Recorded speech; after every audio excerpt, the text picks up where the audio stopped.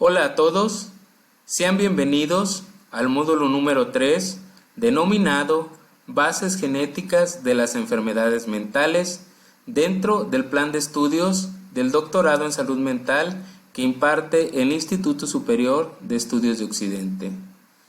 En esta ocasión estaremos revisando los temas del bloque número 2 que se denomina alteraciones genéticas de las enfermedades mentales, en donde el propósito de aprendizaje de este bloque es que ustedes logren identificar y conocer el proceso fisiopatológico de las enfermedades mentales con etiología genética, su diagnóstico, pronóstico y prevención, lo cual les permitirá diseñar programas de prevención y manejo más oportuno, así como también podrán realizar pruebas de tamizaje que adviertan de la existencia de enfermedades o padecimientos mentales.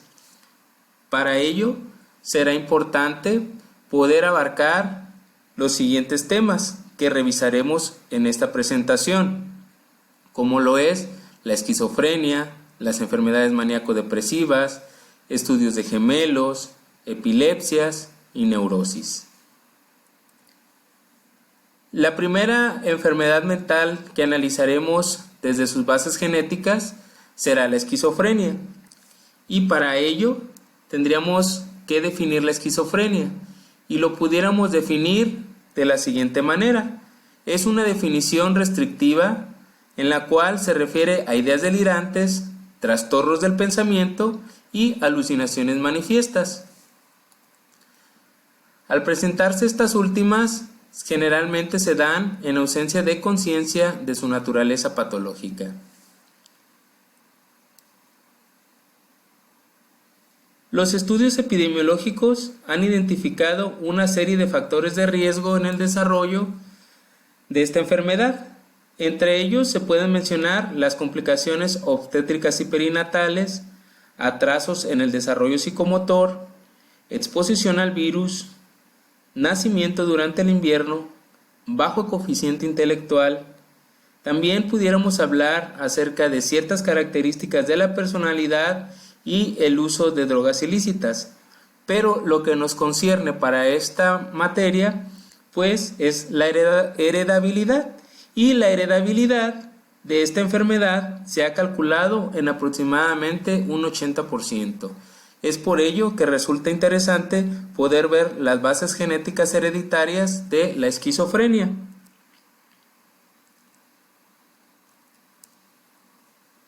Algunas generalidades de las bases genéticas de la esquizofrenia.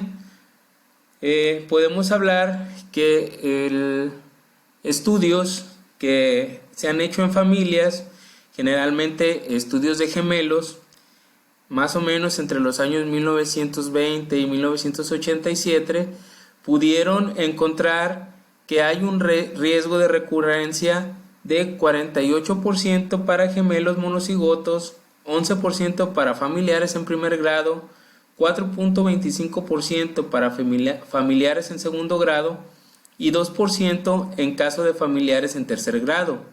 También aquí debemos de considerar que la prevalencia mundial de la población en general con esquizofrenia es de 1% y el riesgo de desarrollar esta enfermedad de esquizofrenia es 10 veces mayor en los familiares de primer grado.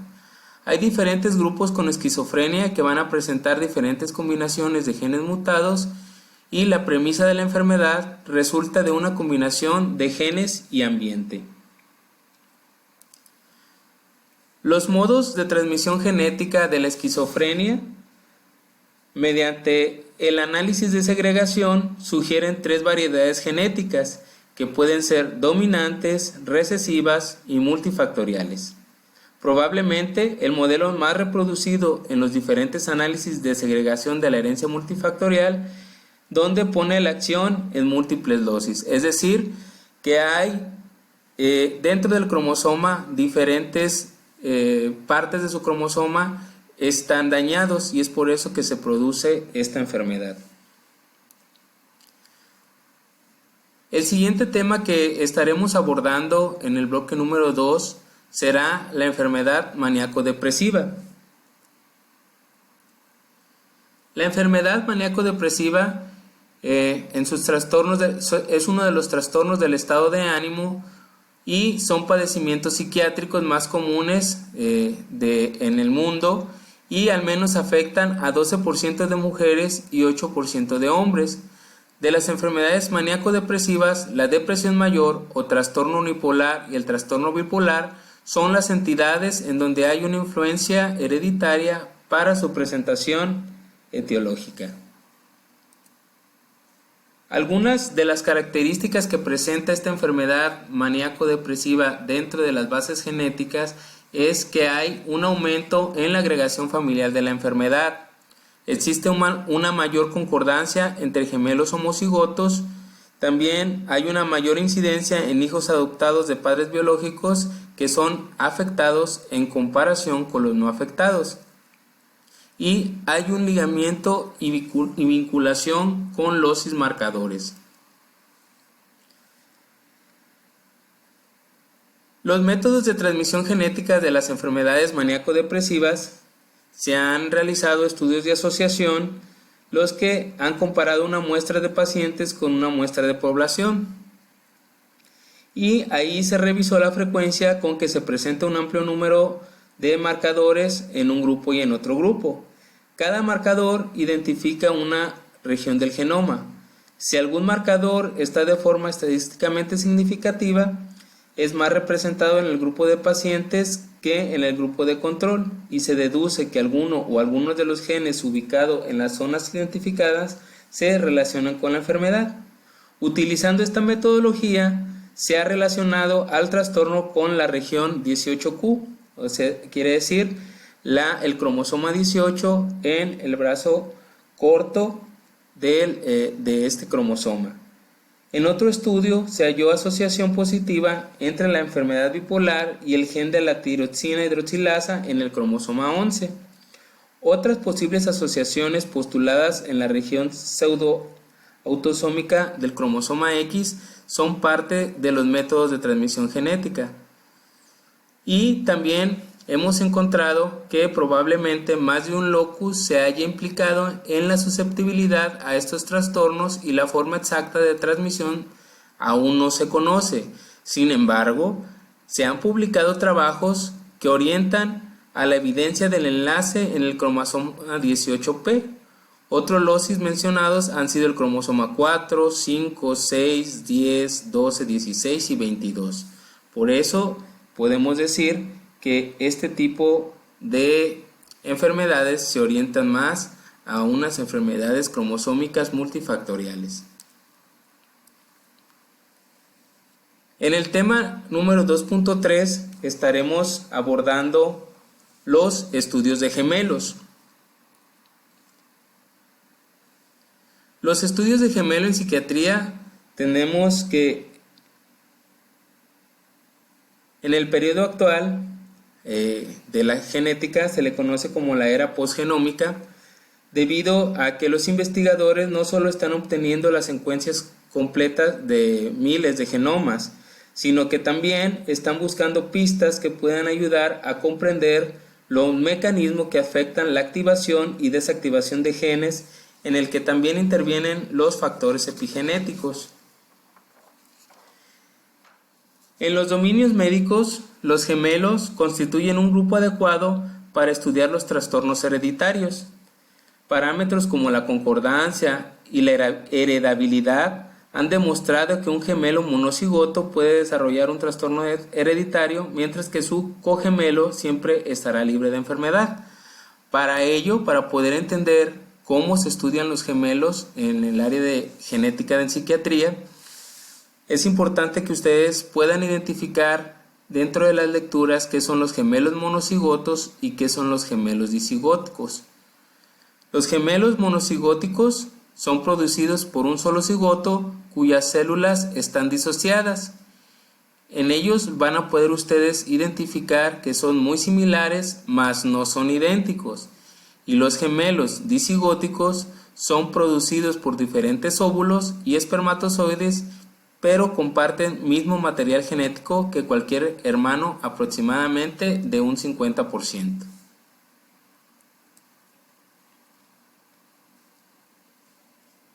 Además de algunas diferencias que nosotros podemos encontrar en los gemelos monocigóticos, existen susceptibilidades hereditarias en este tipo de gemelos.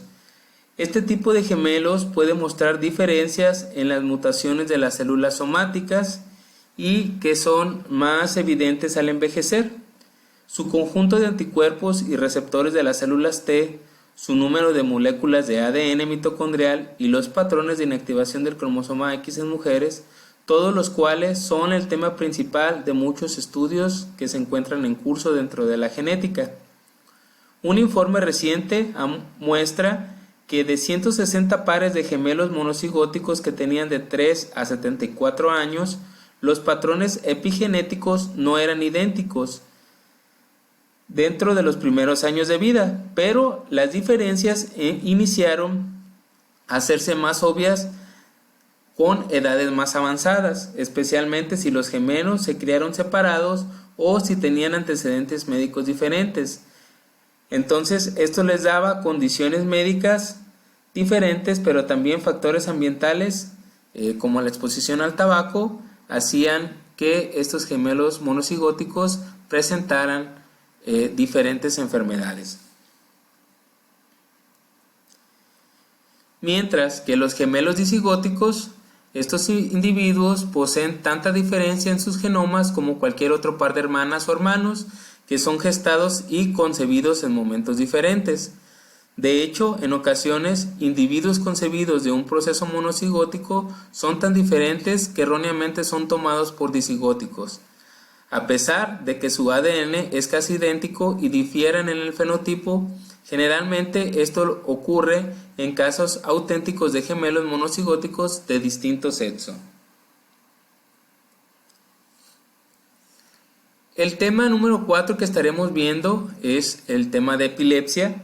En el tema de epilepsia podemos decir que en las décadas de los años 50 y 60 algunos estudios epidemiológicos ya iniciaban a mostrar las primeras evidencias científicas de predisposición genética en diferentes síndromes epilépticos.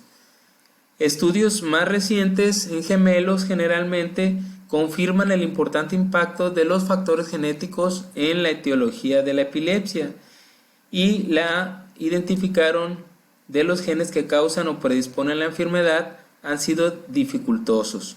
Sin embargo, la identificación de los genes que causan o predisponen la enfermedad de las epilepsias generalmente podemos encontrar que son enfermedades complejas y no son definidas como condiciones en la correspondencia entre genotipo y fenotipo. Es decir, que esta correspondencia entre genotipo y fenotipo no es completa. Entonces, podemos decir que las epilepsias forman un grupo de síndromes neurológicos crónicos derivados de alteraciones de las funciones cerebrales asociados o no a otras condiciones patológicas. ¿Cuáles son las asociaciones genéticas que tenemos con la epilepsia? Los mayores problemas asociados con el estudio de enfermedades complejas, son la penetrancia incompleta. ¿A qué nos referimos con penetrancia incompleta? Que es la presencia de un alelo que predispone a la enfermedad, pero sin una manifestación clínica. La heterogeneidad genética son mutaciones en diferentes genes que resultan en un mismo fenotipo. Y la herencia poligénica es la manifestación de la enfermedad que necesita de la presencia de mutaciones en múltiples genes y que generalmente es multifactorial. ¿Qué factores vamos a tener ahí? Pues factores genéticos, factores ambientales que son influenciados generalmente por la manifestación clínica de la enfermedad y la alta prevalencia en la población. Genes relacionados con la epilepsia, pues en las últimas décadas se han identificado un número creciente de mutaciones asociadas a epilepsias, principalmente en síndromes epilépticos monogénicos raros. Sin embargo, apenas el 1 al 2% de las epilepsias idiopáticas parecieran ser monogénicas.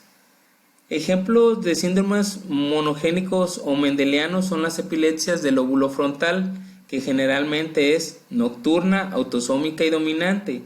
Y también otro ejemplo de estos eran las epilepsias mioclónicas progresivas, en las cuales las mutaciones de un único gen son suficientes para producir crisis epilépticas.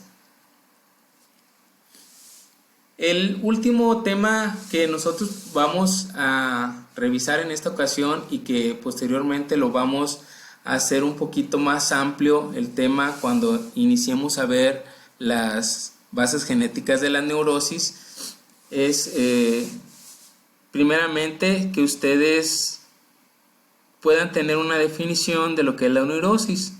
Por lo general, nosotros a la neurosis la identificamos por una poca capacidad para adaptarse a un ambiente, la incapacidad de cambiar los patrones de vida y la incapacidad para desarrollar una personalidad más rica, más compleja y más satisfactoria.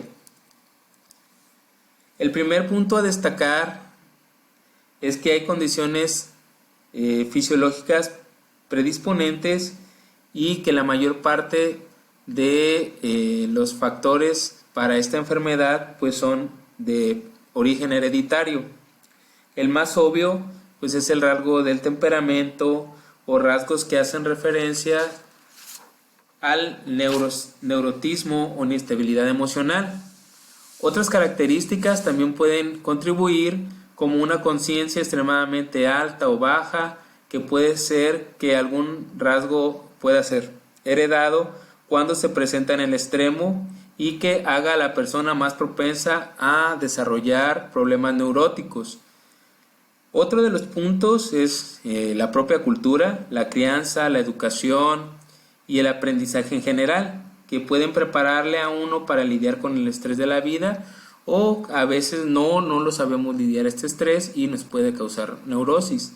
Estos factores también pueden servir para anular todas las condiciones fisiológicas que pueden predisponer la neurosis o también pueden empeorar la neurosis. Y finalmente, los factores estresantes de la vida, generalmente cómo la persona conduce a diversos síntomas emocionales, conductuales, conductivos y propiamente de la neurosis, pues son los factores del estrés, que puede ser entendido como un conjunto de situaciones de incertidumbre y confusión que generalmente afecta a las relaciones interpersonales y que pueden superar la capacidad de la persona para poder hacer frente a estas situaciones, y estas pueden ser ya sean aprendidas o muchas veces heredadas. Algunas generalidades de la neurosis dentro de lo que es las bases genéticas, pues es que se identificó 3 locis, que son posiciones fijas del genoma, que son asociados con la neurosis, y la genética es solo uno de los factores que influyen en estos rasgos psicológicos. Sin embargo, el ambiente es tan importante o más que los efectos genéticos con los cuales estos interaccionan. Es por ello que no solamente tenemos un origen genético, sino también es multifactorial con factores generalmente ambientales, y esto combinado con las pequeñas bases genéticas hereditarias pues nos dan la enfermedad de la neurosis. Así pues, es como finalizamos la revisión en esta ocasión de los temas relacionados al bloque número 2 de las bases genéticas de las enfermedades mentales. Espero puedan revisar la bibliografía que se encuentra en la plataforma que nos proporciona el Instituto Superior de Estudios de Occidente.